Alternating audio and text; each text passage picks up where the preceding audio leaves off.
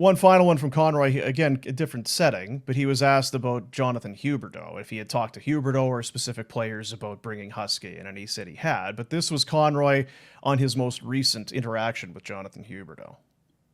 Making a big trade, coming here, the contract, everything like that, he put a lot of pressure on himself. So we're trying to take the pressure off him and just say, come have fun, play. You got to play your game.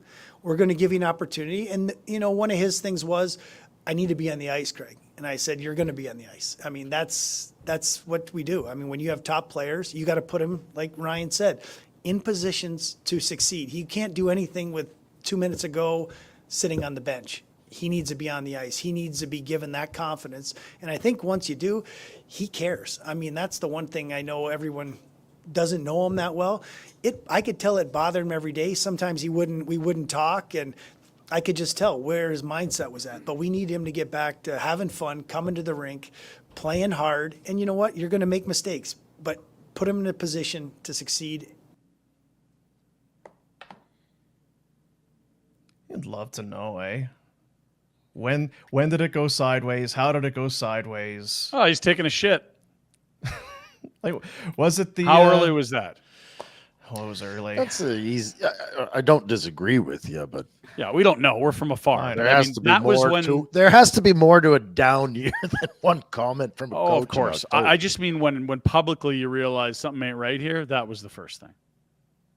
Because before that, it was, this is the most talented passer the Flames organization maybe ever had. But even there, right? Like, well, in hindsight, you're wondering if it's tongue in cheek. But at the time, you're like, wow, this is going to be great. And you had that incredible setup in a preseason game, and you're like, oh, this is going to be great. You've just replaced Johnny's points and gave him Johnny's contract that Johnny didn't take. This is going to go fine. He's maybe the greatest passer the Flames have ever had. So Daryl was told how great a passer he was and wasn't convinced, so decided to throw that one out there. Fucking sarcastic Big D. Jesus Christ. If that's the way it went, yeah. I mean, it's hard to not view it from the lens of how it went. But maybe at that time he believed that. I don't know. He was taking a shit. No, he was hurt and getting work done on the medical table, and you took a shot at your player. Yeah. Maybe you think he's soft and he's not hurt enough to go to the medical table, but he wasn't taking a shit. That was unnecessary, and it immediately put pressure on the relationship externally. Well, maybe, but let's. I don't need to go to that. You know what, though? It's another one of those things where you go back and you realize that's a funny thing to hear at a press conference after a game. People laughed. Where you're like, just think of what other coach.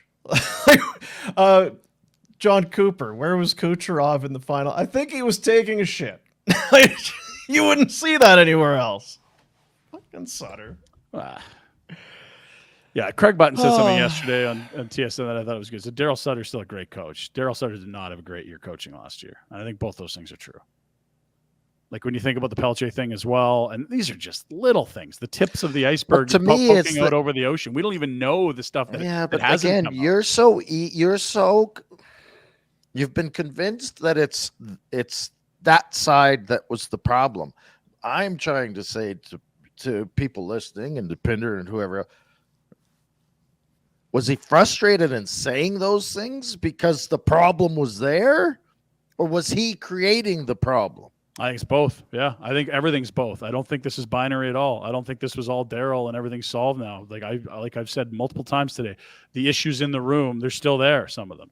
Yeah, not all of them are gone. Again, I don't know why I feel the need. Well, it's because we do this show and you have to argue both sides of a point. He's not 100% the problem. We all know that. Yeah.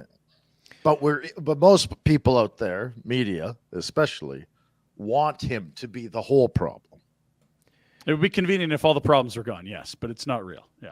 Part of it too, and we talked to Matt Stajan the other day, and he was talking about playing for Bob Hartley. And guys hated Bob Hartley. But that team found a way to come together, and it galvanized them. It was an F that guy. Mm-hmm. If we win, we win. I mean, he's going to come up, but F him. Let's not watch our season go down the drain because we all hate this guy. And they didn't win a cup, but they made the playoffs and won a round because of it. They're not the first team to ever do it, right? Kings did it with Daryl. You kidding me? Yeah. So did the Rangers with Keenan. Yes. Like it, Very I'm normal. saying it goes back a long way. There are a lot of coaches that were dicks, and the teams went, beat it.